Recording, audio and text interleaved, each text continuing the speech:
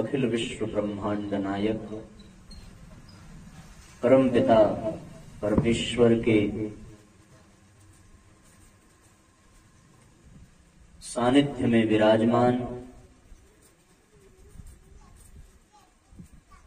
सत्संग प्रेमी हमारे आत्मीय बंधुओं,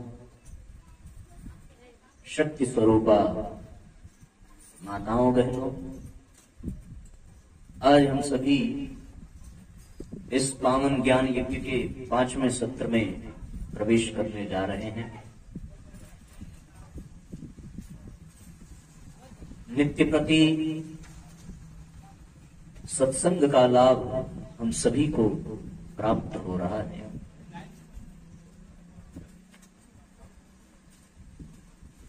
लाभ का प्राप्त होना ये बड़े सौभाग्य की बात है, पर जो प्राप्त किया गया वो व्यर्थ न चला जाए, इसका विशेष ध्यान रखना चाहिए।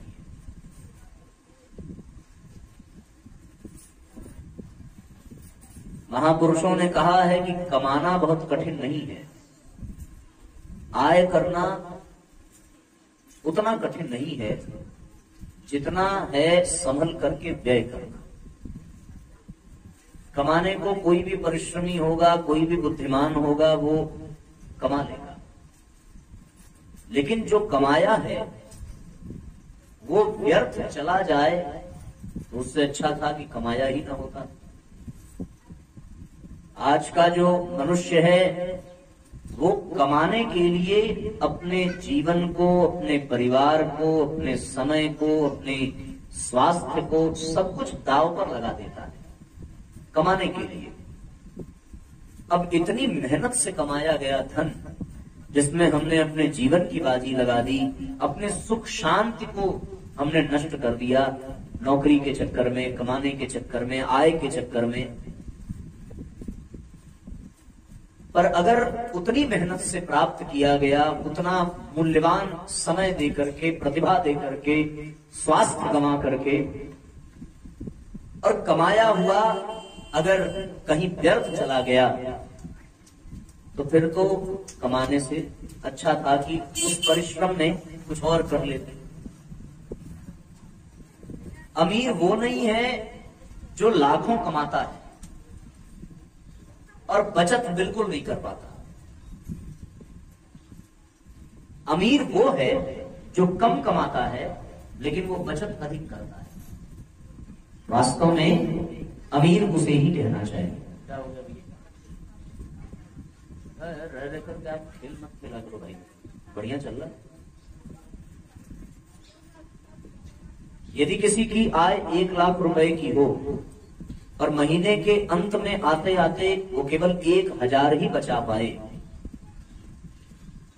ये आदमी समझदार अच्छा है?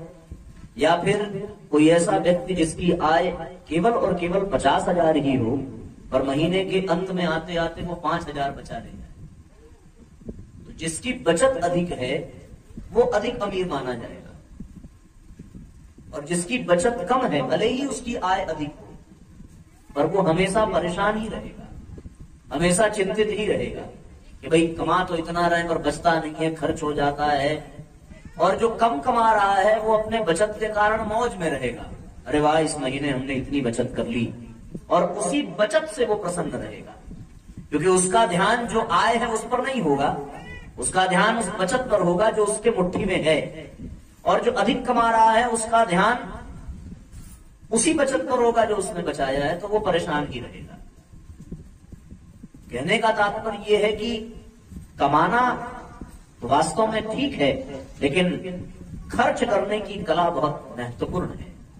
यदि व्यक्ति को खर्च करने नहीं आएगा तो वो फिर कितना भी कमाने वाला हो वो हमेशा कर्ज में ही रहेगा, परेशान ही रहेगा, चिंतित ही रहेगा, फिर उसकी कमाई उसके लिए समस्या बन जाएगी।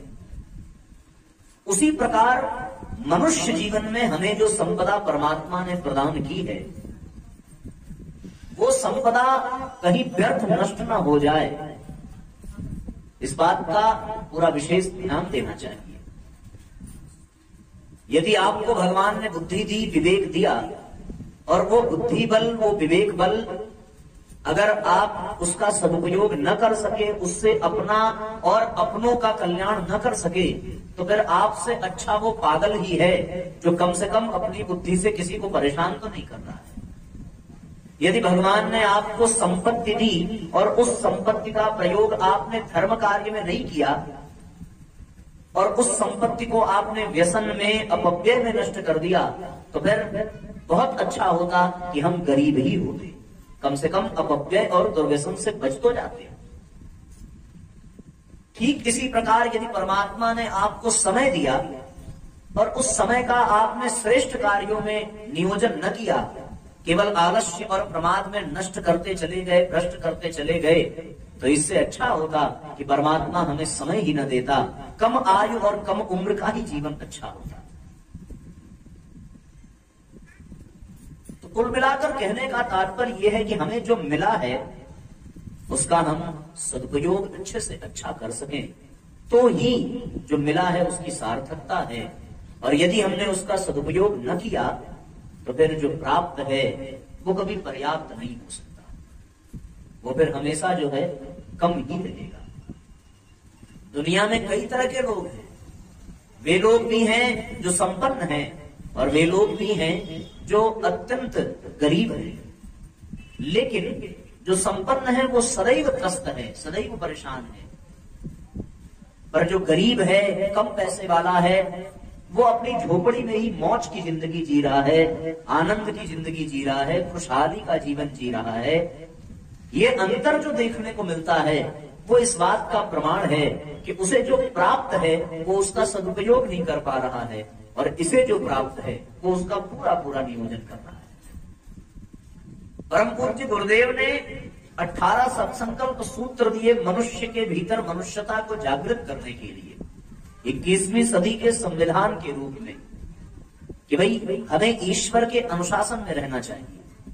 तो ईश्वर का पहला अनुशासन है कि हम अपने शारीरिक स्वास्थ्य को ठीक रखें। दूसरा अनुशासन है मन को कुविचारों से, दुर्भावनाओं से बचा करके रखें।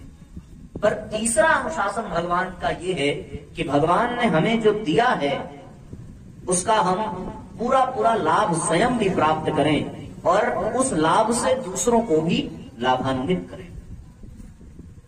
यदि आप गहराई से चिंतन करके देखें तो भले ये व्यक्ति कह दे कि लोग मुट्ठी बांधे आए हैं और खाली हाथ चले जाएंगे, खाली हाथ आए हैं और खाली हाथ चले जाएंगे, पर बात ऐसी नहीं है। ये कोई कह नहीं सकता कि भगवान ने उसे इस दुनिया में खाली हाथ भेजा है। अरे आप अपने ननिहाल चले जाइए तो ननिहाल वाले खाली हाथ नहीं भेजते। बेटियां जब मायके आ जाती हैं तो फिर मायके वाले बेटियों को खाली हाथ नहीं भेजते। तो फिर भगवान खाली हाथ भेजे अपने घर से, ये तो संभव ही नहीं है। ये विचार करने की बात है कि परमात्मा ने हमें क्या दे करके भेजा है। और आप गहराई से चिंतन करके देखें तो परमात्मा ने सबसे पहले आपको ये शरीर दे करके भेजा है। क्यों, बिना शरीर के तो कोई आया नहीं। जो भी आए वो अपना शरीर लेकर के आए। और शरीर का वैज्ञानिकों ने कीमत लगाई है बिना चेतना के। केवल शरीर के उपकरणों की कीमत उन लोगों ने लगाई तो वो उपकरण 21 करोड़ रुपए की संपदा, वैज्ञानिकों के अनुसार लगभग 21 करोड़ की संपदा इस शरीर की कीमत है। ऐसे शरीर में जिसमें चेतना नहीं है, जिसमें प्राण नहीं है, क्योंकि वो प्राण और चेतना नहीं भर सके, वरना उसकी भी कीमत वो तय कर देते। तो बिना प्राण और बिना चेतना के शरीर का ये जो उपकरण है ये कितने का हो गया? 21 करोड़ का। और परमात्मा ने आपको ये शरीर देकर के भेजा है। एक और बात परमात्मा ने आपको क्या भेजी कि परमात्मा ने आपको इस दुनिया में बुद्धि बल देकर के भेजा है। बुद्धि आप इस दुनिया से नहीं पाते, आप बुद्धि लेकर आते हैं, उसी के बल पर यहां आप कुछ सीखते हैं और आगे बढ़ते हैं। तो बुद्धि योग भी भगवान के पास से ही मिलता है। शरीर यानी परिश्रम करने की क्षमता परमात्मा देता है, बुद्धि परमात्मा के पास से मिलती है। और एक और बड़ी मूल्यवान चीज भगवान देकर के भेजता है, वो है साथियों मनुष्य के जीवन का समय। समय भी भगवान देकर के भेजता है। कहते हैं कि मनुष्य जब पैदा होता है तो उसे गिन करके उसकी सांसें दी जाती है। कि तुम्हें इस दुनिया में आकर के इतनी सांस लेनी है, अब उस सांस को तुम चाहे 2 दिन में खर्च कर दो, चाहे आप 2 साल में खर्च कर दो। भगवान समय देकर के भेजता है। जिस घड़ी आपका जन्म हुआ उसी क्षण आपके मृत्यु का दिन, मृत्यु का समय निर्धारित हो जाता है कि आपको इस दुनिया में इतने दिनों तक रहना है। समय भी बड़ी मूल्यवान चीज है। दार्शनिक कहते हैं कि समय ही जीवन है। परम पूज्य गुरुदेव ने कहा, जिसने समय को गंवा दिया समझो उसने अपना जीवन गंवा दिया, क्योंकि जितना समय है उतना ही जीवन है और जितना जीवन है उतना ही समय है। तो भगवान ने तीसरी चीज भी देकर के भेजी, समय। और एक चौथी चीज भी भगवान ने दी। वो वहां से देकर के तो नहीं भेजता, पर इतना आश्वासन देता है कि तुम जहां जा रहे हो वहां आपको वो मिल जाएगा। और वो समय, वो चौथी चीज है मनुष्य के जीवन की संपत्ति। भगवान संपत्ति भी देता है। आप विचार करिए कैसे कि जिस वक्त जीव अपने माता के गर्भ में प्रवेश करता है उसी क्षण उसके पिता की पूरी संपदा कानूनन उसकी हो जाती है। अगर उसके पिता की 1 बीघे की जमीन है तो वो 1 बीघा उसके पिता के बाद उसका ही होगा, इसमें कोई दो राय नहीं। इसके लिए कोई विशेष पुरुषार्थ नहीं करना है। हाँ, पिता के बाद ही होगा। पिता के जीते जी भी है, अगर वो उपयोग करे तो पिता पूरी जिम्मेदारी सौंप देता है। तो इस दृष्टि से देखने पर लगता है कि परमात्मा संपत्ति भी देकर के भेजता है। अगर आपने वैसे घर में जन्म लिया जहां पर अच्छी खासी संपदा है तो निस्संदेह वो संपदा आपकी ही है, किसी अन्य की नहीं है, किसी पड़ोसी की नहीं है। वो आपको हस्तगत होने वाली है। अंतर यह है कि या तो आज मिले या तो कल मिले, पर आप आने वाले समय में उसके स्वामी पक्का बनेंगे। तो भगवान ये 4 चीजें भी देकर के भेजता है। पहला समय देकर के भेजा, दूसरा बुद्धि यानी प्रतिभा देकर के भेजा, तीसरा शरीर देकर के भेजा यानी परिश्रम करने की क्षमता देकर के भेजता है, और भगवान आपको संपत्ति देकर भेजता है। अब ये 4 चीजें हमें परमात्मा से मिली। यदि जीव चाहे तो इन चारों का सदुपयोग करके अपने जीवन को भी धन्य बना सकता है और अपने आसपास के समाज के पड़ोसियों के परिवार के लोगों को भी लाभ पहुंचा सकता है। तो बात बस इतनी है कि कमाना आसान बहुत है, पर जो कमाया है वो कहीं गलत खर्च ना हो जाए, इसका विशेष ध्यान रखना पड़ता है। अब आपको भगवान ने दिया और इसी 4 के लिए व्यक्ति परेशान रहता है। इसी 4 के लिए उसने तो स्वास्थ्य देकर के भेजा। अच्छा, जो पैदा होता है वो रोगी बनकर के पैदा होता है क्या? आने के बाद ही रोगी होता है। वास्तव में जब वो आया तो वो आरोग्य लेकर के आया, पर यहाँ का दूषित वातावरण, माता का खान पान और बहुत सारी एंटीबायोटिक्स दवाएं, बहुत सारे इंसुलिन, बहुत सारे जो टीका लगते हैं, उन सबके दुष्प्रभाव के कारण वो स्वास्थ्य, वो आरोग्य जो वो भगवान के पास से लेकर के आया वो यहां पर आकर के रोगी हो जाता है। बड़े आश्चर्य की बात है कि आज का व्यक्ति सारा कार्य और सारा प्रयोजन इस शरीर को ही केंद्र में रख करके करता है, फिर भी वो इस शरीर को स्वस्थ नहीं रख पाता है ना। आप जितने भी काम करें वो सब शरीर की सुविधा के लिए ही करते हैं। मकान बनवाइए शरीर की सुविधा के लिए, AC, cooler, fridge, washing machine जो ले आइए सब शरीर की सुविधा के लिए, कि शरीर को सुख मिले। और आश्चर्य ये है कि मनुष्य का शरीर ही रोगी बन जाता है। आज वो परिवार शायद ही हो जिस परिवार में कोई शुगर का पेशेंट ना हो, कोई हार्ट का पेशेंट ना हो, कोई ब्लड प्रेशर का पेशेंट ना हो। कुछ नहीं होगा तो सर्दी जुकाम बुखार तो फ्री में मिल ही जाता है। और यदि 2-4 महीने घर में किसी को छींक ना आवे तो वो अलग चिंता का विषय हो जाता है कि सब ठीक ठाक तो है, कोई विशेष समस्या तो नहीं आ रही। तो आदमी अल्ट्रासाउंड कराने चला जाता है, महाराज देखो जरा सब कुशल मंगल तो है, कोई बड़ी गड़बड़ी तो नहीं हो रही है। किसी महान दार्शनिक ने कहा है कि आने वाले समय में स्वस्थ व्यक्ति को देखने के लिए लोग कभी म्यूजियम में जाया करेंगे, क्योंकि उसको शीशे में मढ़ करके रखा जाएगा कि देखो स्वस्थ व्यक्ति ऐसा होता है। उम्र से पहले ही बालों का सफेद होना, बालों का झड़ जाना, चेहरों पर झुर्रियां पड़ना, आंख की रोशनी कम हो जाना, घुटने में दर्द बढ़ जाना, ये सारी जो चीजें देखने को मिलती हैं, ये किस बात का प्रमाण है? कि जो परमात्मा ने हमें शरीर की शक्ति दी थी हमने उसका दुरुपयोग किया है। कभी विषय भोगों के चक्कर में, कभी अधिक परिश्रम के चक्कर में, कभी आलस्य और प्रमाद के चक्कर में, कभी अस्त व्यस्त जीवन शैली के चक्कर में, अनेकानेक कारण हो सकते हैं। पर परिणाम ये निकला कि हमने परमात्मा के द्वारा दिए गए इस शरीर का सदुपयोग हमसे नहीं बन पाया और ये शरीर को हमने चौपट कर दिया।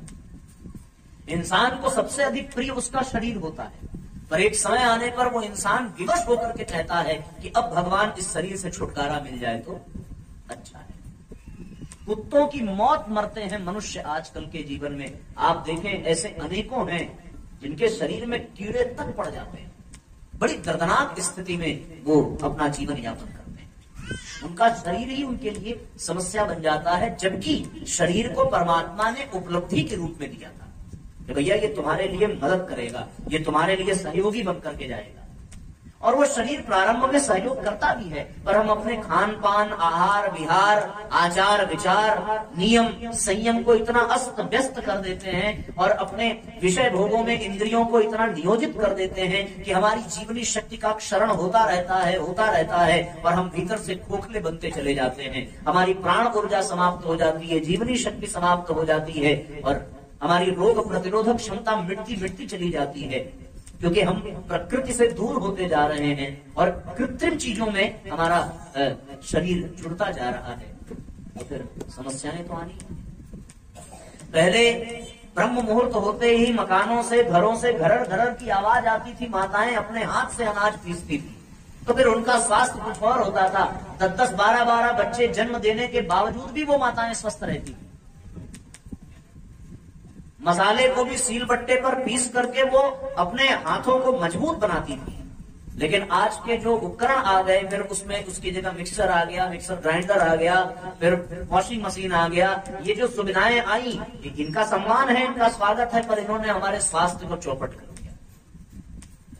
और परमात्मा ने जो शरीर दी थी, वो शरीर हमारे लिए ही संकट का कारण बन गया, समस्या का कारण। और जो समस्या का कारण बन जाए, व्यक्ति उससे छुटकारा पाना चाहता है। आज ऐसे अनेकों लोग आपको देखने को मिल जाएंगे कि उनके पास संपदा भरी पड़ी है, पर वो विवश हैं कि न वो नमक खा सकते हैं, न मीठा खा सकते हैं, कुछ भी नहीं खा सकते। कई को हमने ऐसा देखा है कि वो रोटी को पानी में भिगा करके खाना उनकी व्यवस्था है, क्योंकि वो दाल भी नहीं ले सकते, दाल की गैस बना रही है, कि वो बहुत सारी समस्याएं। भोजन से ज्यादा उनका पेट दवाइयों से भर जाता है। ये शरीर की समस्या। दूसरे क्रम में भगवान ने बुद्धि दी और बुद्धि पर आप विचार करके देखिए कि इंसान अगर सबसे अधिक परेशान है तो वो किसके कारण? अपनी बुद्धि के कारण। अच्छा होता कि हम बुद्धिमान न होते। अगर बुद्धिमान न होते तो सच में हमारा जीवन स्वर्ग होता। हमारी जितनी समस्या है वो बुद्धि के ही कारण। हमसे बहुत ज्यादा समझदार वे लोग हैं जिनके पास बुद्धि नहीं है। एक मजे की बात बताऊं, एक बहुत बड़ा आदमी अपनी गाड़ी से जा रहा था, एक पागल खाने के सामने उसकी गाड़ी खराब हुई। उतर करके देखा तो उसके पहिए के जो नट बोल्ट थे वो चार के चारों गिर गए। अब उसका ड्राइवर परेशान, वो परेशान। इतने में पागल खाने से निकल करके एक पागल आया। उसने पूछा क्या समस्या है, तो उसने बड़े व्यंगात्मक हंसी में, अब पागल हमारी समस्या सुलझाएंगे। पागल ने कहा साहब बताओ तो। उसने कहा ये चारों नट गिर गए हैं, ड्राइवर गया लाने, मिल नहीं रहा है। पागल ने कहा कि पता नहीं आप पागल हैं कि हम पागल हैं। अरे ये कोई समस्या है? बोले क्या हो गया, कैसा है समाधान इसका? उसने कहा कुछ करना ही नहीं है, बाकी के 3 में तो हैं, एक सब में से निकाल करके इसमें लगाओ और जहां मिले वहां चले जाना, बस इतना ही करना है। फिर विचार करने वाली बात यह है कि पागल हमसे अधिक समझदार है और जो बुद्धिमान है उनकी बुद्धि, अधिक बुद्धि के कारण उनके लिए ही समस्या बनती चली जा रही है।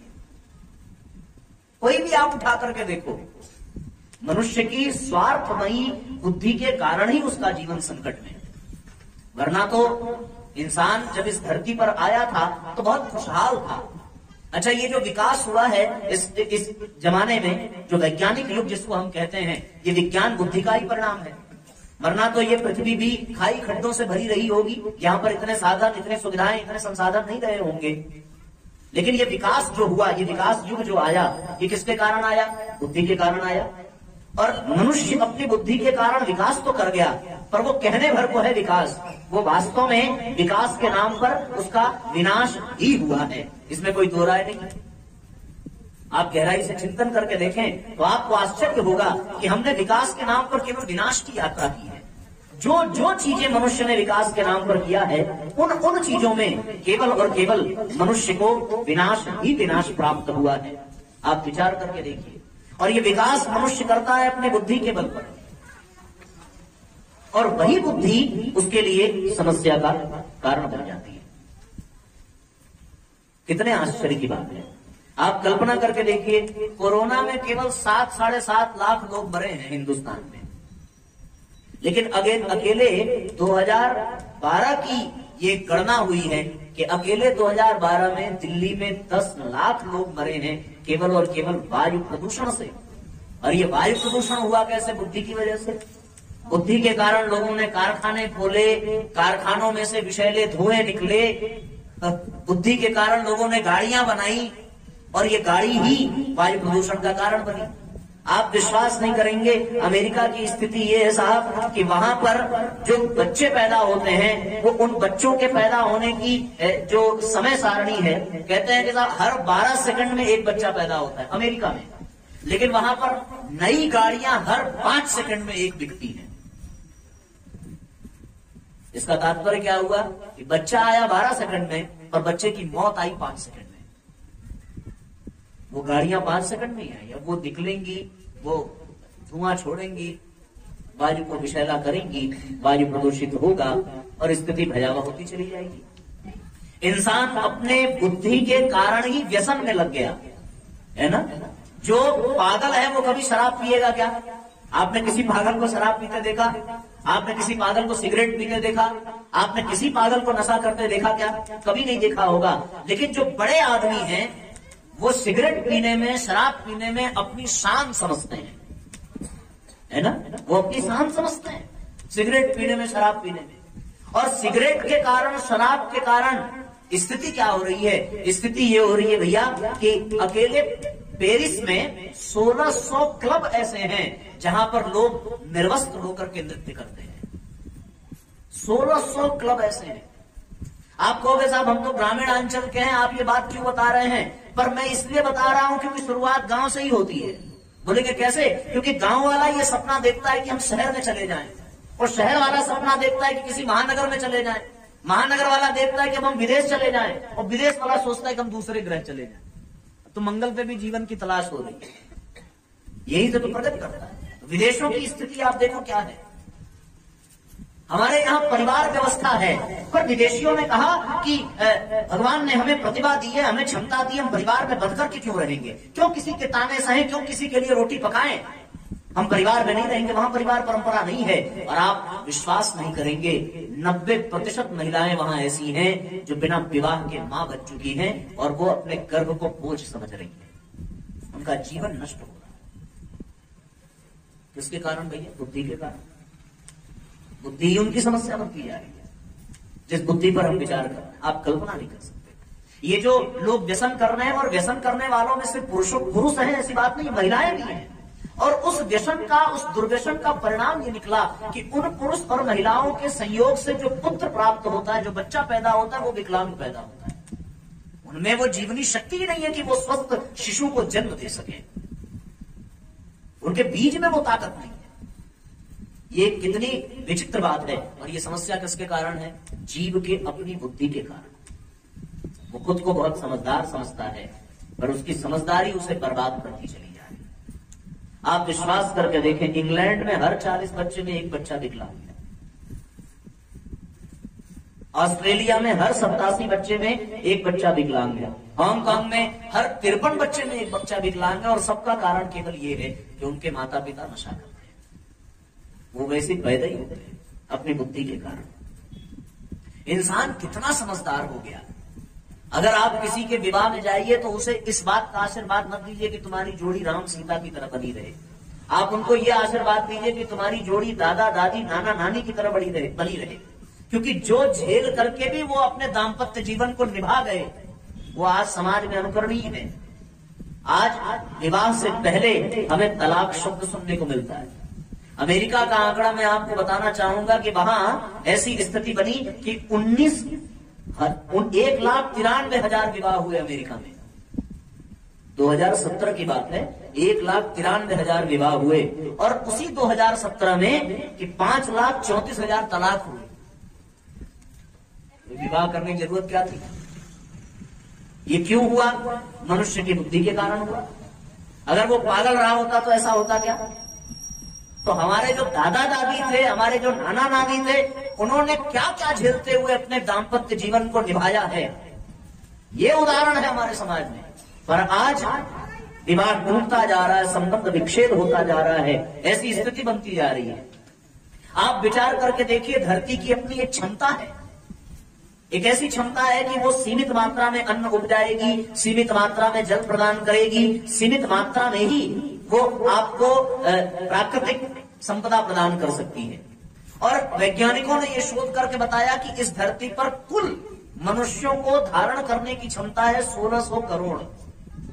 1600 करोड़ के ऊपर एक भी व्यक्ति हुआ तो वो धरती रसातल में चली जाएगी, वो उसके भार को नहीं सह सकती। और आज जनसंख्या कितनी है? आज जनसंख्या 750 करोड़ के ऊपर जा रही है और ये बढ़ रही है। तो ऐसा नहीं है, ये बढ़ रही है चक्रवृद्धि ब्याज की दर से। आप कल्पना करके देखिए, 1 सेकंड में 4 बच्चे पैदा होते हैं। पूरे दुनिया का डाटा दे रहा हूं आपको। 1 सेकंड में पूरी दुनिया में कितने बच्चे पैदा हो रहे हैं? 4, 1 सेकंड में। अब इसी 1 सेकंड को आप 1 मिनट में बनिए तो फिर 1 मिनट में 60 सेकंड होता है, तो 60 सेकंड में कितने बच्चे पैदा हुए? 240। अब उसी 1 मिनट को आप 1 घंटे के हिसाब से देखिए तो 1 घंटे में 13,500 बच्चे पैदा हो रहे हैं। अब उसी 1 घंटे को आप अगर और बड़ा करिए और 1 दिन में देखिए तो 1 दिन में 3,34,000 बच्चे पैदा हुए। और अगर आप इसको 1 साल में देखिए, 2 साल में देखिए, 5 साल में देखिए, तो जो बच्चे पैदा हुए वो भी बच्चे पैदा करने लगते हैं, बड़े हुए ना। अब सोचो जनसंख्या कितनी तेजी से बढ़ रही है। ये जनसंख्या जो बढ़ रही है ये किसके कारण? मनुष्य की वासना के कारण, बुद्धि के कारण। जो व्यक्ति अपने आप को समझदार समझ रहा है वो ये भी नहीं सोच रहा है कि हम जनसंख्या बढ़ाते जा रहे हैं पर ये धरती पर उतना अन्न कहां से आएगा। अब इंसान की आप बुद्धि देखो, आज विवाहों शादियों में मांसाहार का प्रचलन है। हो सकता है आपके क्षेत्र में भी हो। लोग कहते हैं साहब मांसाहार ये फैशन बनता जा रहा है। कल्पना करके देखिए, 1 पौंड मांस पाने के लिए भैया आपको 20 पौंड चारा खिलाना पड़ता है और 20 पौंड चारा में मनुष्य 1 महीने भोजन कर सकता है।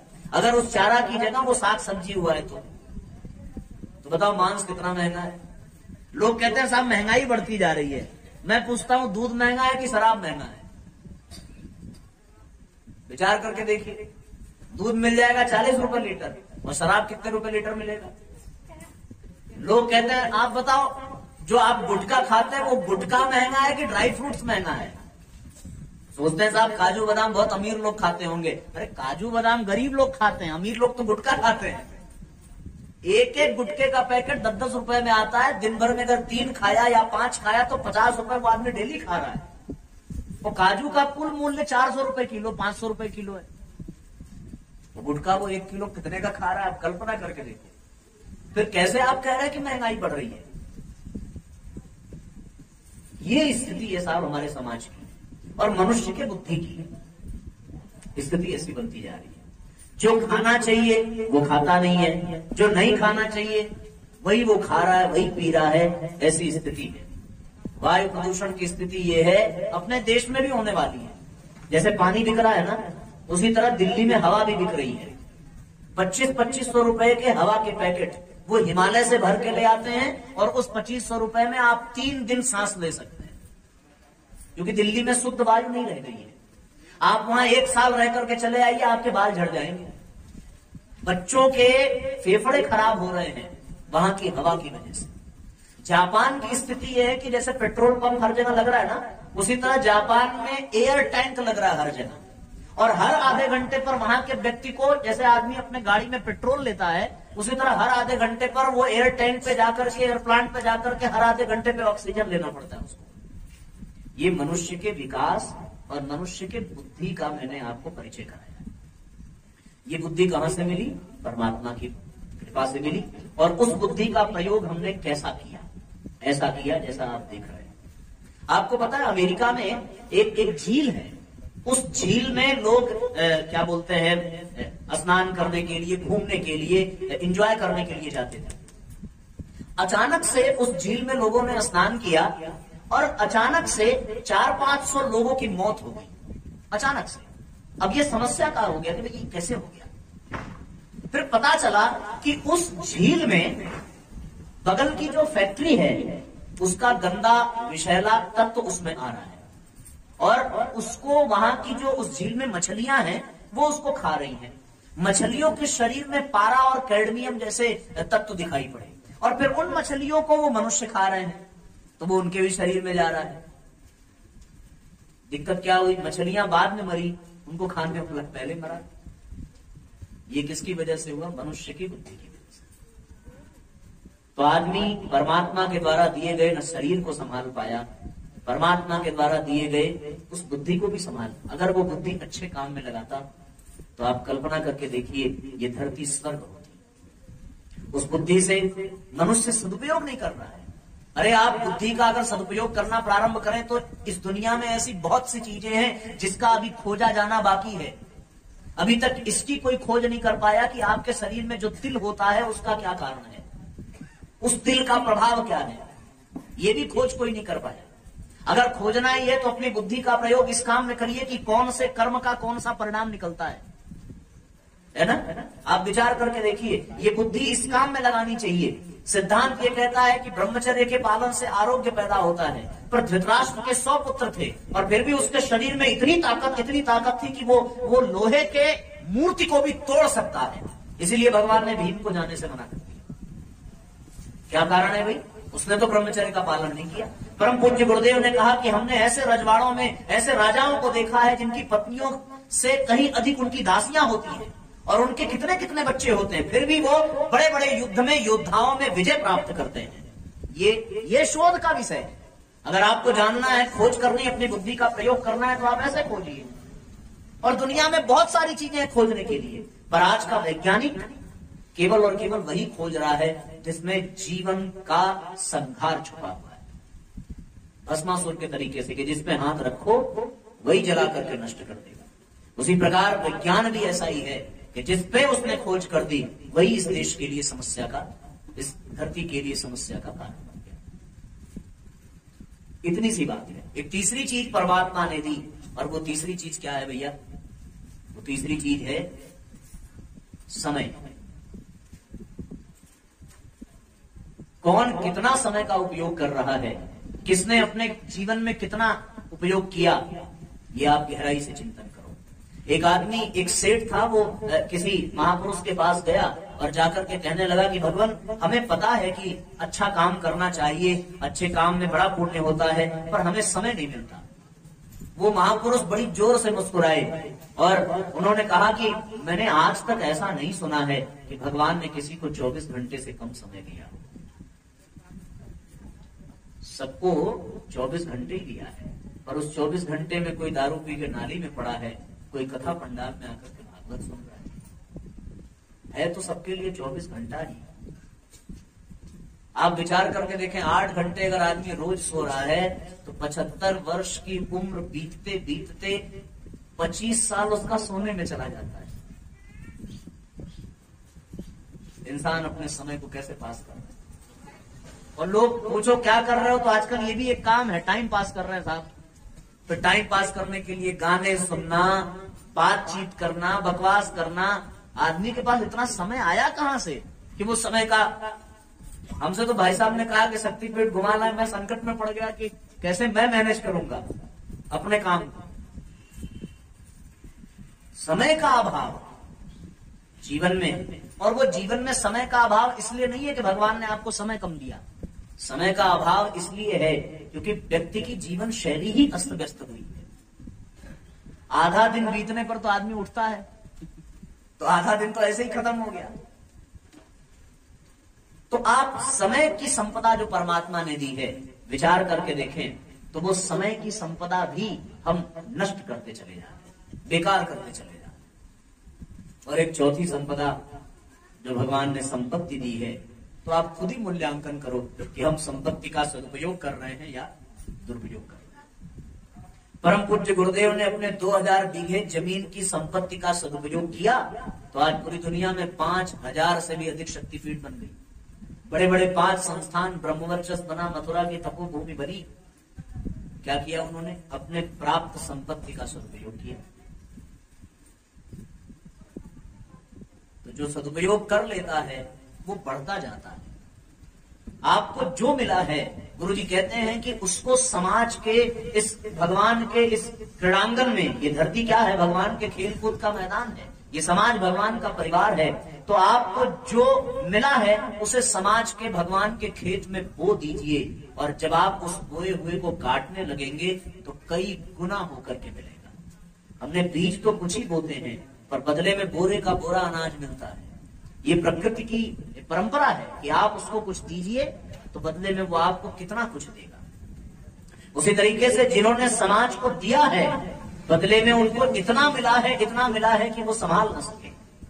परम पूज्य गुरुदेव ने समाज को दिया तो उनको इतना प्राप्त हुआ, महात्मा गांधी ने दिया तो उनको इतना प्राप्त हुआ। जिन्होंने भी अपनी संपत्ति को भगवान के काम में लगाया है, उनकी संपत्ति बढ़ती चली गई। रावण अपनी संपत्ति को समेटता गया और वो सोने की लंका उसकी जलकर के राख हो गई, किसी काम नहीं आ सकी। और सुग्रीव के पास कोई संपत्ति नहीं है, जटायु के पास कोई संपत्ति नहीं है, वानरों के पास कोई संपत्ति नहीं है, गिलहरी के पास कुछ नहीं है, पर जो भी है उसे भगवान के काम में लगाया तो वो अमर हो गए और उनको क्या नहीं प्राप्त हुआ। फिर वो चौपाई आती है कि जो संपदा रावण ही भगवान विश्वनाथ ने दी, सोई संपदा विभीषण ही सकुच दीन रघुनाथ। वो पूरी की पूरी संपदा भगवान उससे छीन करके किसी और को दे दिया, और ये कह करके दिया तूने दुरुपयोग किया तो तुझसे भी छीन ले। तो परमात्मा ये 4 चीजें देता है। अब इनका सही सदुपयोग हो, इसके लिए परम पूज्य गुरुदेव ने सूत्र दिया कि जीवन में संयम होना चाहिए। शरीर के स्वास्थ्य के लिए इंद्रिय संयम होना चाहिए, बुद्धि के सही सदुपयोग के लिए विचार संयम होना चाहिए, समय का सही सदुपयोग हो सके समय संयम होना चाहिए, और धन का सही उपयोग हो सके तो अर्थ संयम होना चाहिए। संयम का तात्पर्य है ब्रेक लगाना। कोई गाड़ी बड़ी तेजी से जा रही हो, उस पर जो ब्रेक लगाया जाता है वही उसका संयम है। अपव्यय से किसी भी चीज को बचाने की प्रक्रिया संयम है। कमा लो और उस कमाने को गलत दिशा में खर्च करने की बजाय सीमित मात्रा में सही दिशा में खर्च करने का नाम ही संयम है। तो परमात्मा ने जो हमें संपदा दी, जो विचार दिया, जो बुद्धि दी, जो शरीर दिया, जो समय दिया, उसका हम सही सदुपयोग कर सकें, सही दिशा में कर सकें, उसी को हम संयम कहते हैं। तो शारीरिक स्वास्थ्य के लिए इंद्रिय संयम का होना बहुत आवश्यक है। और इंद्रियों में भी गुरुजी ने कहा 2 प्रमुख इंद्रियां हैं। पहली इंद्रिय है कौन सी? वाणी संयम, और दूसरी इंद्रिय है इंद्रिय संयम, जनेंद्रिय संयम। ये 2 चीज। तो शारीरिक स्वास्थ्य के लिए, क्योंकि ऊर्जा का क्षरण इन्हीं 2 के माध्यम से होता है। जीवनी शक्ति का नाश जननेंद्रियों से होता है, और शरीर की ऊर्जा का नाश वाणी के असंयमित होने से होता है। तो फिर 2 इंद्रियां, एक जिह्वा इंद्रिय और दूसरी है जनेंद्रिय। जिह्वा इंद्रिय ही स्वास्थ्य के बिगड़ने का कारण है। भगवान कहते हैं कि स्वास्थ्य के अनुसार खाना चाहिए, न कि स्वाद के अनुसार। व्यक्ति यदि स्वाद के अनुसार भोजन करे तो फिर उसका तो शरीर सत्यानाश होगा ही होगा, और यदि वो स्वास्थ्य के अनुसार करे, विवेक के अनुसार करे, तो जिह्वा इंद्रिय का पूर्ण संयम है। इसलिए यह विचारणीय प्रश्न है कि हम जो खा रहे हैं, हम जो पी रहे हैं, वो स्वाद के अनुसार है या फिर शरीर के स्वास्थ्य के अनुसार। तो इंद्रिय संयम में हमें विचार करना चाहिए। जिह्वा इंद्रिय के 2 कार्य, एक खाने का और एक खाने का बहुत असर पड़ता है। जैसा खाए अन्न वैसा बने मन। अन्न से हमारे शरीर में 3 चीजें बनती हैं। अन्न के भी 3 रूप हैं। स्थूल रूप है सूक्ष्म रूप है और कारण रूप है। अन्न के स्थूल रूप से मल बनता है, सूक्ष्म रूप से मांस बनता है और कारण रूप से मन बनता है। तो जैसा खाए अन्न वैसा बने मन। एक बार महात्मा गांधी ने स्वप्न में देखा कि वो अपनी मां की हत्या कर रहे हैं। जेल में थे, सवेरे उठे, बड़े चिंतित हुए कि मेरे मन में ये विचार, ये भाव आया कैसे। उन्होंने पता किया तो जेल में उस दिन का भोजन उस व्यक्ति ने बनाया था जो मां का हत्यारा था और जेल में आकर के बंद हुआ था। उसके द्वारा बनाए गए भोजन को खाने के कारण उनके मन में ये भाव, ये विचार आ गया।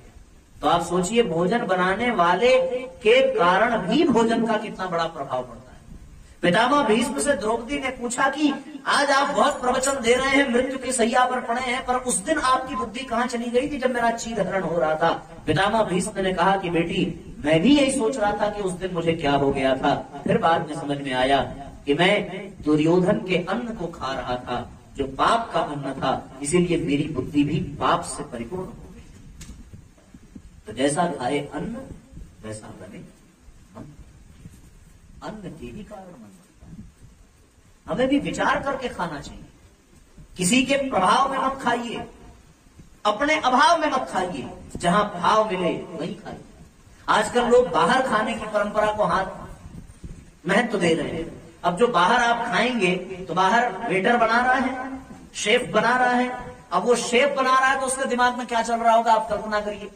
मालिक पगार कम देता है, इतनी मेहनत कराता है, क्या करूं कि और अधिक कमा सकूं। अब वो यही सोच करके बनाएगा। तो आप जब उसके हाथ से खा करके आओगे तो आपको भी अधिक कमाने की ही भूख लगेगी। माताएं भी अपने बच्चों को खिलाती हैं, तो अगर वो माताएं अपने घर में भोजन बना रही हैं और भोजन बनाते समय अपनी देवरानी को, अपनी ननद को, अपनी सास को गालियां दिए जा रही हैं, तो अब गाली देते हुए जो भोजन बना उसको वो बच्चे, वो परिवार वाले खाएंगे तो वो उनको फिर गाली देने का ही मन करेगा। फिर परिवार कुसंस्कारी होता चला जाएगा। ये जिह्वा इंद्रिय है और जिह्वा का संयम। एक दूसरा संयम भी है, वो है वाणी का। वाणी भी संयमित होनी चाहिए। अगर वाणी असंयमित है तो फिर जीवन बेकार हो जाता है। जीवन में बहुत सारी समस्याएं केवल और केवल वाणी के असंयम के कारण ही आती हैं। अगर वाणी असंयमित हो जाए तो जीवन का बहुत हिस्सा बेकार हो जाता है। कबीरदास जी ने कहा है, बोली एक अनमोल है जो कोई बोले जान, बोली एक अनमोल है जो कोई बोले जान, ये तराजू तौल के तब मुख बाहर खान रे भैया, तब मुख बाहर ऐसी वाणी बोलिए मन का आपा खोए, ऐसी वाणी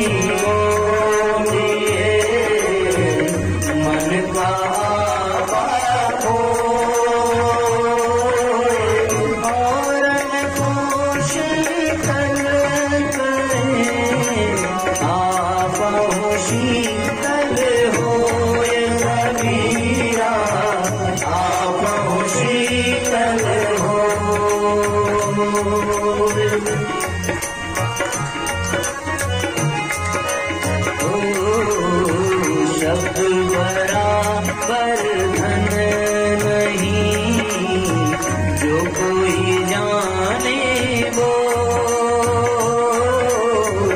शब्द बराबर धन नहीं जो कोई जाने वो, हीरा तो दामों मिले शब्द मिले ना तोल कबीरा, शब्द मिले ना तोल, शब्द मिले ना तोल। संयमित होना बहुत जरूरी है। सप्तऋषियों की सभा बैठने वाली थी और सप्तऋषियों की सभा में सबने व्यास जी से निवेदन किया कि महाभारत का ग्रंथ इस सभा से पहले ही लिख जाना चाहिए। महाभारत इतना महान ग्रंथ है कि उसको लिखने में कई वर्ष लग सकते हैं, पर महाभारत का वाचन का क्रम भगवान वेद व्यास जी ने किया और लिखने का काम कहते हैं श्री गणेश जी ने किया। जब वो पूरा हो गया तो गणेश जी से वेद व्यास जी ने पूछा कि बीच में आपने कुछ बोला नहीं, बस लिखते चले गए। गणेश जी मुस्कुराए, कहने लगे कि यदि बोलता तो बोलने में समय नष्ट होता, और समय नष्ट होता तो फिर वर्षों का जो एक कार्य है वो इतने समय में पूरा नहीं हुआ। आदमी अपनी बोली के कारण अपना बहुत सा काम बिगाड़ देता है। कहते हैं साहब महाभारत का युद्ध हुआ केवल द्रौपदी की बोली के कारण। कहते हैं साहब सीता का हरण हुआ केवल लक्ष्मण को अपशब्द कहने के कारण। यदि वो अपशब्द न बोलते, वो न कहते तो बात न बिगड़ती। कहते हैं राम को वन की ओर प्रस्थान करना पड़ा केवल कैकेयी के अपशब्द और अपवचन बोलने के कारण, और इस कारण भगवान को वनगमन जाना पड़ा। दुनिया में जितनी भी समस्याएं हैं ना, वो वाणी के असंयमित होने के कारण। जो परिवार टूटता है वो वाणी के असंयम के कारण। जो सास बहू में तू बहने होती है वाणी के असंयम के कारण। जो पति पत्नी में अलगाव हुआ वाणी के असंयम के कारण। केवल और केवल वाणी संयमित होती तो न परिवार बिगड़ता, न फिर लोग बिगड़ते, और सब साथ साथ रहते। ये संयुक्त परिवार का जो भाव घटता चला गया, एकाकी परिवार लोग बनाते जा रहे हैं केवल अपने वाणी के संयम के कारण। और फिर जिह्वा इंद्रिय में वाणी को संयमित रखना चाहिए, वाणी का संयमित होना चाहिए। इसी प्रकार जिह्वा इंद्रिय के साथ साथ जनेंद्रिय भी है। हम अपनी जीवनी शक्ति को नष्ट न करें। यदि हम जीवनी शक्ति को नष्ट करेंगे तो शरीर खोखला बनेगा और शरीर रोगी बन जाएगा। हमें चरित्रवान बनना चाहिए और हमें अपने इंद्रियों पर नियंत्रण करके रखना चाहिए, अपने इंद्रियों को संयमित रखना चाहिए। इसी प्रकार इंद्रिय संयम के पश्चात बुद्धि की बात आती है, तो बुद्धि भी गलत दिशा में तब नहीं जाएगी जब हमारे जीवन में विचार संयम होगा। विचारों को संयमित रखने के लिए हमारे जीवन में बहुत कुछ होना चाहिए। जिनका विचार संयमित है उनके जीवन में कोई समस्या नहीं होती, उनकी बुद्धि उनके लिए सहायक बन जाती है, और जिनका विचार असंयमित है उनका जीवन बेकार हो जाता है। गुरु जी ने कहा है कि जो जैसा सोचता है वैसा ही करता है, वैसा ही बनता चला जाता है। यदि आपका विचार खराब है, आपके मन में कुविचार है, तो आपके कुविचार से आपका जीवन बिगड़ता चला जाएगा। एक आदमी यात्रा में जा रहा था और यात्रा में जाते हुए उसको थोड़ी थकावट लगी तो वो किसी वृक्ष के नीचे लेट गया। संयोग था कि वो वृक्ष कल्प वृक्ष था। अब वो जो सोचे वही पूरा हो जाए, तो लेटते ही उसके मन में आया कि काश एक गिलास पानी मिल जाता तो प्यास बुझ जाती। कल्प वृक्ष के नीचे था, तुरंत उसको पानी मिल गया, प्रकट हो गया पानी। तो सोचा अरे भाई ये तो बड़ा गजब चमत्कार हो गया। भूख भी लगी है, यदि कुछ खाने को मिल जाए तो आनंद आ जाए। तुरंत 56 भोग की थाली उसके सामने प्रकट हो गई। अच्छा उसने खाया भी, खा करके लेटा। अभी तक उसका विचार संयमित था, अब उसका विचार असंयमित हुआ। एक गलत विचार उसके मन में आ गया, ये भगवान कहीं इस पेड़ के नीचे कोई भूत प्रेत तो नहीं है। अब जैसे ही भूत प्रेत सोचा वैसे भूत भी आ गया। विचार को संयमित कहाँ कर पाया, इतना आते ही सोचा कि भूत कहीं खा ना जाए, उसके बाद खा गया। अगर वो अपने विचार को संयमित कर पाता और ये सोचता कि अगर भूत है तो इससे हम अपना काम करा लेंगे, इससे अपना ये रुका हुआ काम पूरा करा लेंगे, तो वो सहयोगी बन जाता। तो विचारों के असंयम के कारण उसका जीवन बेकार हो। कहने को तो ये कहानी है पर बड़ी मार्मिक है। आदमी जैसा सोचता है वैसा ही उसकी स्थिति बनती चली जाती है। कहते हैं साहब कि हमें अपने विचारों पर जो है बहुत पैनी दृष्टि रखनी चाहिए, क्योंकि यही विचार एक दिन शब्द बनकर के प्रस्फुटित होते हैं। हमें अपने शब्दों पर बहुत पैनी दृष्टि रखनी चाहिए, क्योंकि यही शब्द एक दिन कर्म बनते हैं। कर्मों पर उससे भी ज्यादा पैनी दृष्टि रखिए, क्योंकि वही कर्म आगे चल करके आदत बन जाते हैं। और आदतों पर उससे भी ज्यादा पैनी दृष्टि रखिए, क्योंकि वही आदत एक दिन स्वभाव बन जाता है, और वो स्वभाव बनते बनते एक दिन संस्कार बन जाता है। इसलिए विचारों का संयम होना चाहिए। हमें पता नहीं होता कि हमारे मस्तिष्क में कौन कौन से विचार आते हैं। हम अभी घर से बाहर निकले बाजार जाने के लिए, रास्ते में एक गाड़ी देखी और वो गाड़ी पड़ोसी की, तो फिर हमारा विचार आया कि काश ये गाड़ी मेरी होती। विचार संयमित नहीं है। जितने में आप उस गाड़ी को खरीदने की व्यवस्था बनाइए, उतने में आपका पड़ोसी हेलीकॉप्टर खरीद लेगा और आप फिर सोचोगे काश मेरे पास हेलीकॉप्टर होता। हेलीकॉप्टर खरीदने की आपने सोची, तब तक आपका जीवन ही खत्म हो गया। तो विचारों का संयमित होना चाहिए। आदमी अपनी पत्नी को देख करके दुखी हो जाता है, दूसरे की पत्नी को देखता है खुश हो जाता है। विचारों का संयम नहीं। आदमी अपनी नई मोबाइल लेकर के आया और उसके बगल वाला उससे भी अच्छी मोबाइल लेकर के आया और वो मोबाइल उसके लिए बेकार है। क्यों भैया? केवल और केवल उसके विचारों के कारण। विचार उसके संयमित नहीं। एक बार लंदन की महारानी के सामने स्वामी रामतीर्थ गए और उन्होंने प्रश्न पूछा कि आप अपने आप को स्वामी कैसे कहते हैं? आपके पास तो न मकान है, न दुकान है, न पैसा है, न रुपया है। मैं तो महारानी होकर के भी अपने आप को स्वामी नहीं कहती। स्वामी रामतीर्थ ने कहा कि मैं अपने आप को स्वामी पता है क्यों कहता हूँ? केवल इसलिए कि आपके मस्तिष्क में कोई विचार आता है? बोले बिल्कुल आता है। बोले आपको पता है कि वो विचार कब आते हैं, कौन से आते हैं, क्या आते हैं? क्या आपकी मर्जी से वो विचार आते हैं? बोले नहीं, वो तो आते ही रहते हैं। स्वामी रामतीर्थ ने कहा कि मैं खुद को स्वामी इसलिए कहता हूँ क्योंकि बिना मेरी इच्छा के, बिना मेरी मर्जी के मेरे दिमाग में कोई गलत विचार आ ही नहीं सकता। मैं अपना स्वामी हूँ, अपने मन का स्वामी हूँ, अपने विचारों का स्वामी हूँ। जीवन में विचारों का संयम होना चाहिए। आदमी कब क्या सोचने लगेगा कुछ कहा नहीं जा सकता।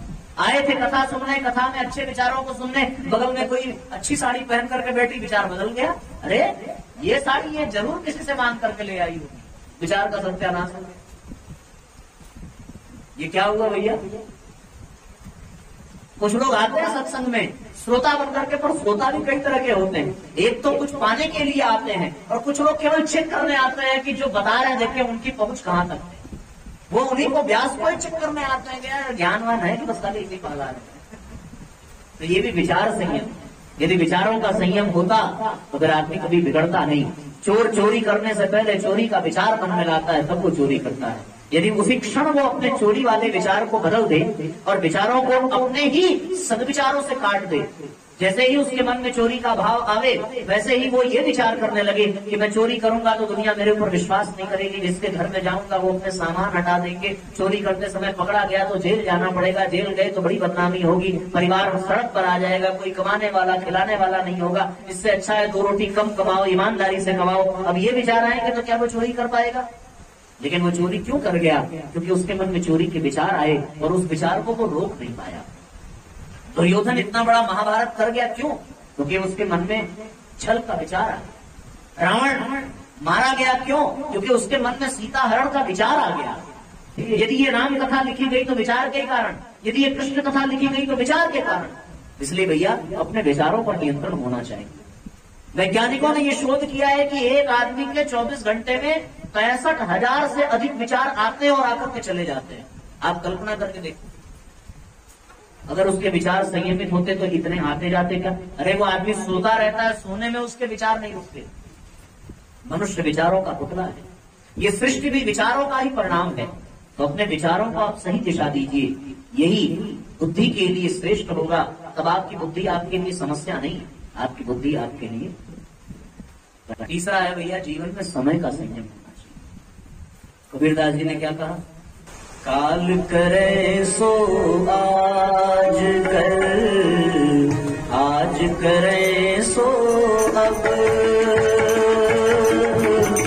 पल में परलय हो यदि, बहुरी करोगे कब कबीरा, बहुरी करोगे कब। अच्छे दिन पाछे गए, अच्छे दिन पाछे गए, हरि से कियो नहे, अब पछताए होत क्या जग, चिड़िया चुग गई खेत कबीरा, चिड़िया चुग गई खेत। रात गवाई सोए थे, दिवस गवाया खाए, हीरा जनमया मोल सा, कोड़ी बदले जाए रे भैया।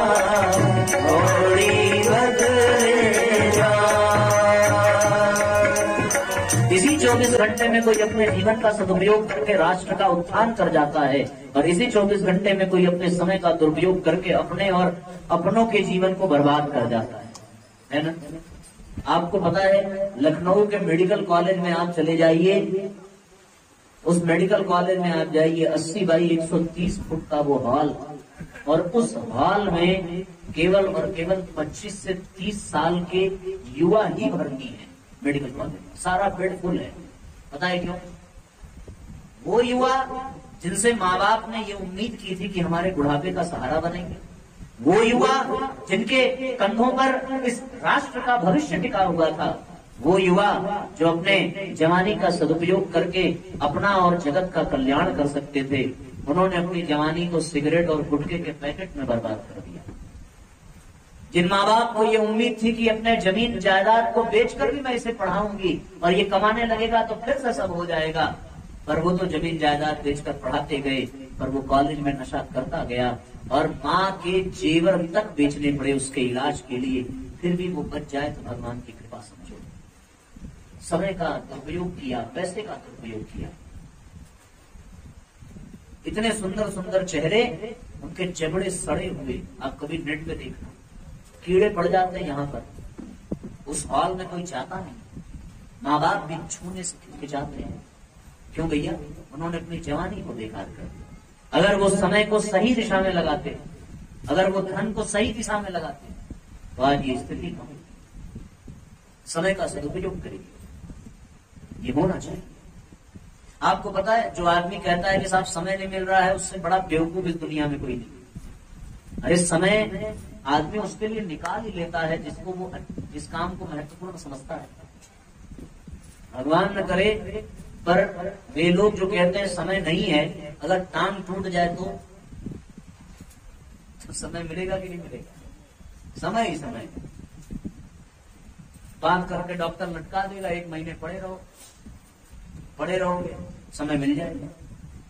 हमारे भी रिश्तेदार थे, हमारी बुआ थी, घर वाले सब बुलाते थे, आप आते नहीं हो, एक्सीडेंट हुआ साहब, 2 साल समय ही समय था। खूब आराम किया हमने, खूब समय मिला। हाँ, अब नहीं अब फिर से नहीं है। तो आदमी जिस काम को महत्व देता है उसके लिए वो समय निकाल लेता है। वे लोग जो कहते हैं साहब हम सवेरे उठ नहीं पाते, सवेरे आंख नहीं खोलती, अगर उनको 3 बजे ट्रेन पकड़नी हो तो उनको उठाना नहीं पड़ता, एकदम उठ करके अपने आप तैयार हो जाएंगे। क्यों? क्योंकि आपने उस काम को महत्व दिया। अब आप अगर आत्म कल्याण को महत्व ही मत दीजिए तो आपको कहां से मिलेगा पूजा के लिए समय? आपने आत्म कल्याण को महत्व नहीं दिया तो आप कथा में कैसे जाओगे?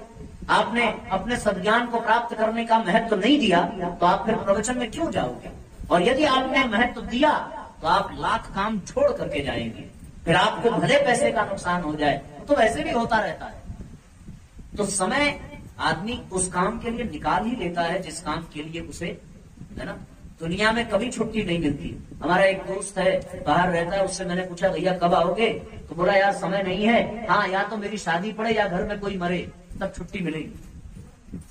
ऐसे ही बोला उसने, या तो कोई मरे भैया या तो मेरी शादी पड़े तब ये लोग छुट्टी देंगे। तो जैसे ही अब बताओ, क्योंकि मरना इंपॉर्टेंट हो गया ना, इसलिए समय मिल गया।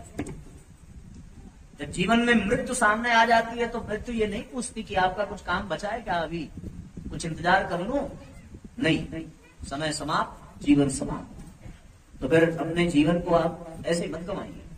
एक वैज्ञानिक हुए, उन्होंने एक बहुत बड़े ग्रंथ का भाष्य कर दिया, और पता है कैसे किया? केवल उतनी देर में जितनी देर में चाय का पानी उबलता है। वो डेली चाय बनाते थे, पानी चढ़ा दिया, तो जितनी देर में पानी उबला उतनी देर में वो थोड़ा थोड़ा डेली भाष्य करते थे, और 10 साल में पूरे ग्रंथ का भाष्य कर दिया। उनको अलग से समय नहीं निकालना पड़ा।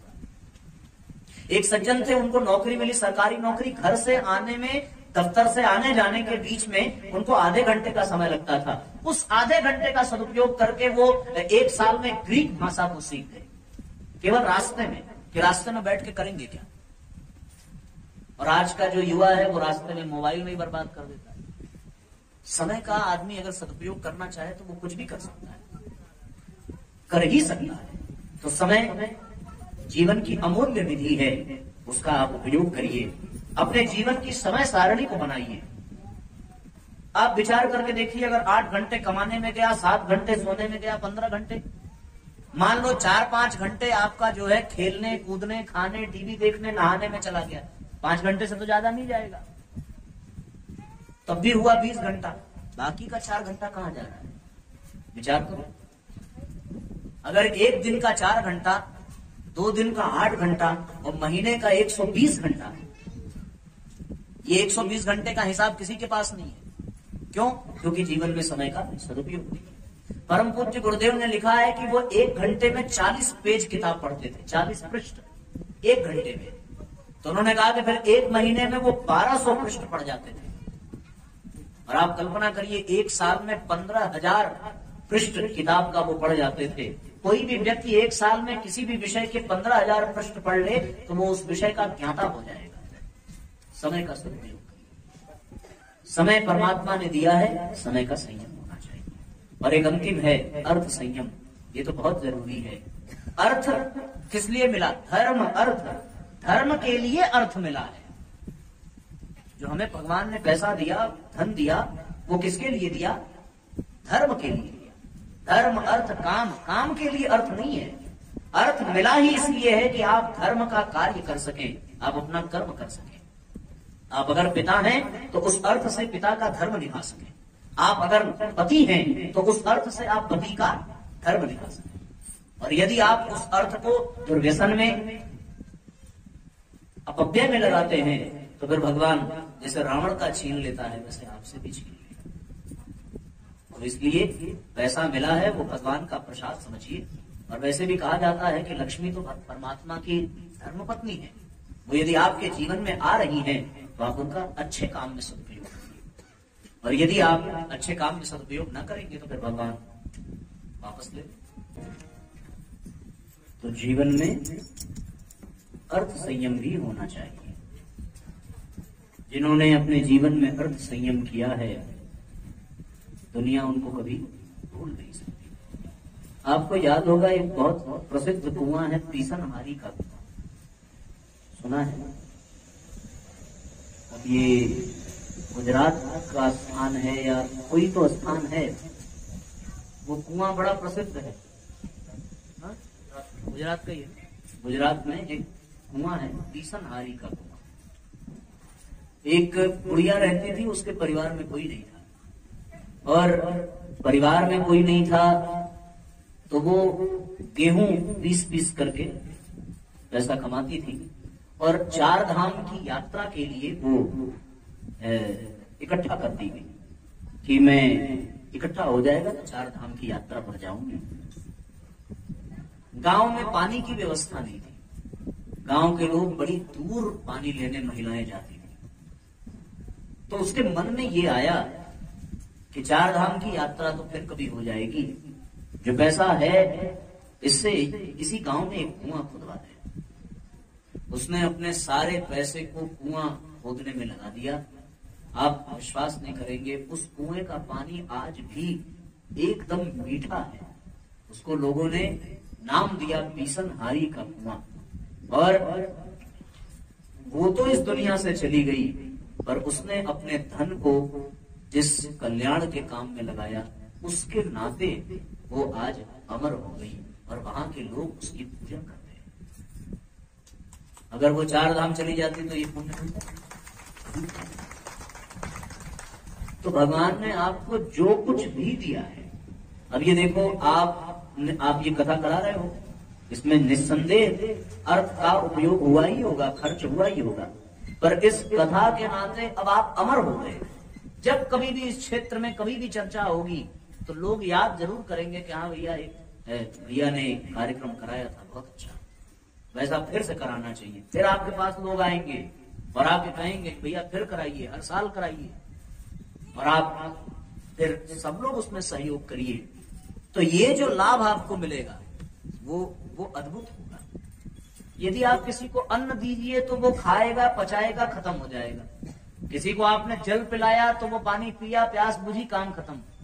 लेकिन अगर आपने किसी को सद्ज्ञान दिया, सत्संग दिया, सद्विचार दिया, तो वो आपने जो दिया वो कभी खत्म होने वाला नहीं है। आप आज ये जो कार्यक्रम कराने में आप निमित्त बने हैं, भगवान ने आपको बनाया है, और इतने लोगों को सत्संग का, सद्ज्ञान का लाभ मिल रहा है, ये अब जीवन पर्यंत के लिए अमर हो गया। ये कभी मिटने वाला नहीं है। इसे चोर चुरा नहीं सकता, इसे राजा हड़प नहीं कर सकता, और भाई इसे बांट नहीं सकता। वो मंत्र है, न चौर्य चौर्यम न राज्यहारम न तभात्र्यभाज्यम न च भारकारी व्यय कृते। इसको लोग जितना खर्च करेंगे, यहाँ जो सीखा दूसरों को बताएंगे, तो व्यय कृते वर्धते एव नित्यम विद्याधनम सर्वधनम प्रधानम। आप किसी को 1 रुपया दीजिए, बदले में वो आपको 1 रुपया दे, तो दोनों के पास एक ही रह जाता है। लेकिन आप किसी को सद्विचार दीजिए और बदले में वो कोई और विचार दे, तो अब केवल एक नहीं रह गया, अब दोनों के पास 2-2 सद्विचार हो गए। तो सबसे बड़ा काम यही है, सद्विचार, सद्ज्ञान। और इसमें अगर पैसा लग रहा है तो आप समझ लीजिए कि परमात्मा का देना सार्थक और आपका कमाना सार्थक। क्योंकि जिस बेटे के लिए आप संपत्ति रख करके जा रहे हैं, उसके बारे में ये कहा गया, पूत कपूत तो का धन संचयो और पूत सपूत तो का धन संचयो। उसको संपत्ति मत दीजिए। अगर बच्चों को देना है तो संपत्ति नहीं, संस्कार दीजिए, ताकि आपके जाने के बाद वो भी इस तरह से कार्यक्रम कराएं। इसलिए जीवन में अर्थ का संयम होना चाहिए, और जब आप संयमित रहेंगे, अपव्यय नहीं करेंगे, नशा नहीं करेंगे, तभी तो आप भगवान के काम में पैसे को लगा पाएंगे। इसलिए भैया, अर्थ के साथ साथ समय का संयमित। प्रकृति में जो कुछ भी है समय से है। यदि किसान अपनी खेती समय पे न करे, समय पे बीज न बोवे, समय पे उसकी कटाई न करे, तो उसे लाभ मिलेगा क्या? नहीं मिलेगा। सूर्योदय यदि समय से न होगे, समय से अस्त न हो, प्रकृति में जो भी मौसम ऋतुएं बदल रही हैं वो समय से ना हो, तो कितनी बड़ी समस्या हो जाए।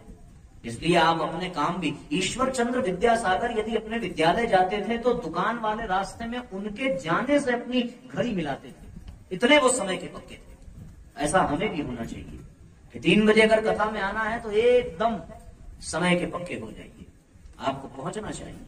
इसलिए जीवन में ये सारी चीजें होनी चाहिए। तो जीवन में समय संयम हो, जीवन में अर्थ संयम हो, जीवन में विचार संयम हो, और जीवन में इंद्रिय संयम हो, तो आपका जीवन धन्य बन जाएगा और आपके जीवन साधना धन्य हो जाएगी। आप सभी को इसके लिए बहुत बहुत शुभकामनाएं।